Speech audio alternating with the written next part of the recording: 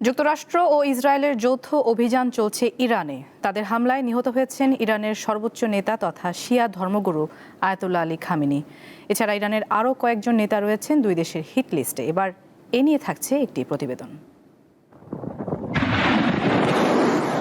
চলতি বছরের ২৭ ফেব্রুয়ারি যৌথভাবে ইরানকে নিশানা করে ইসরায়েল এবং যুক্তরাষ্ট্র। ওই দিন ভোরে সাবেক পারস্য দেশের রাজধানী তেহরান সহ একাধিক শহরে আছড়ে পড়ে তাদের ছোড়া একাধিক ক্ষেপণাস্ত্র ও ড্রোন। ইহুদিরা এই অভিযানের নাম রেখেছে অপারেশন লায়ন্স রোর বা সিংহের গর্জন, আর যুক্তরাষ্ট্রের আক্রমণের পোশাকি নাম অপারেশন এপিক ফিউরি বা মহাকাব্যিক ক্রোধ।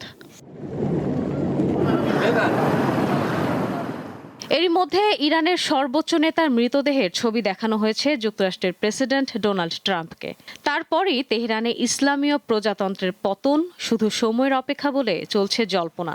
যদিও প্রতিরক্ষা বিশ্লেষকদের দাবি, সেটা করতে হলে পারস্য উপসাগরের কোলের দেশটিতে ক্ষমতায় শীর্ষে থাকা অন্তত ১০ জন নেতাকে সরাতে হবে ইহুদি ও আমেরিকানদের।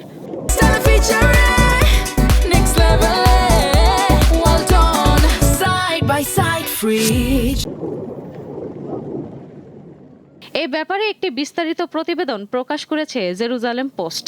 ইহুদি সংবাদ মাধ্যমটির দাবি, ইরানে ক্ষমতার ভরকেন্দ্র যে ১০ নেতার মধ্যে ঘুরপাক খাচ্ছে তাদের মধ্যে ৫ জনকে হত্যা করা গেছে। বাকিদেরও শেষ করতে মোসাদ যে মরিয়া চেষ্টা চালাচ্ছে তাতে কোনো সন্দেহ নেই। শুধু তাই নয়, ইসরায়েলি গুপ্তচর সংস্থার হিট লিস্টে আছে তেহরানের ১ ডজন সেনা কমান্ডার। বিশেষজ্ঞদের দাবি, ইরানের উপর সম্পূর্ণ নিয়ন্ত্রণ পেতে ইহুদি ও মার্কিন সেনাকে পরবর্তী ধাপে সরাতে হবে মাসুদ পেজেশকিয়ানকে। ২৭ তারিখের অভিযানে তাকেও পৃথিবী থেকে সরিয়ে দেওয়ার মরিয়া চেষ্টা করেছিল ইসরায়েল এবং যুক্তরাষ্ট্রের যৌথ বাহিনী।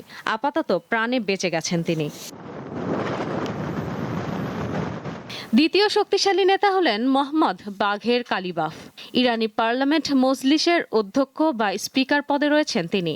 পাশাপাশি যুদ্ধকালীন পরিস্থিতিতে শিয়া ফৌজের কমান্ডারদের ডেপুটি হিসেবে কাজ করার অভিজ্ঞতা রয়েছে তার। এই তালিকায় নাম রয়েছে ইরানের সুপ্রিম ন্যাশনাল সিকিউরিটি কাউন্সিলের সচিব আলী লারিজানির। তাকে তেহরানের বিদেশ নীতির শেষ কথা বলা যেতে পারে।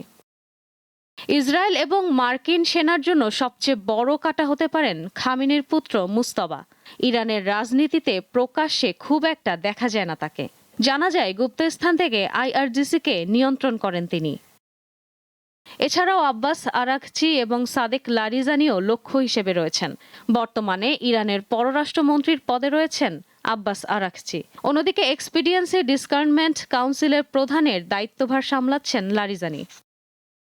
১ দশকের বেশি সময় ধরে ইরানের নিরাপত্তা ও পরমাণু বিষয়ক সর্বোচ্চ নেতার সিনিয়র উপদেষ্টা পদে ছিলেন আলী শামখানি। বেশ কিছুদিন আইআরজিসির নৌবাহিনীর কমান্ডার হিসেবেও কাজ করেন তিনি। গত বছরের জুনে ইসরায়েলের বিরুদ্ধে যুদ্ধ চলাকালীন তিনি মারা গিয়েছেন বলে খবর ছড়িয়ে পড়ে। কিন্তু লড়াই থামতেই গোপন ডেরা থেকে বেরিয়ে এসে সবাইকে চমকে দেন শামখানি।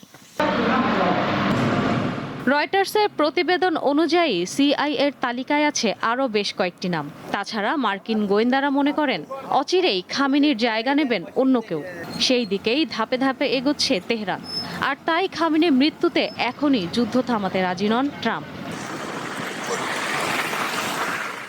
ইশরাত সুমা, দীপ্ত বার্তা কক্ষ।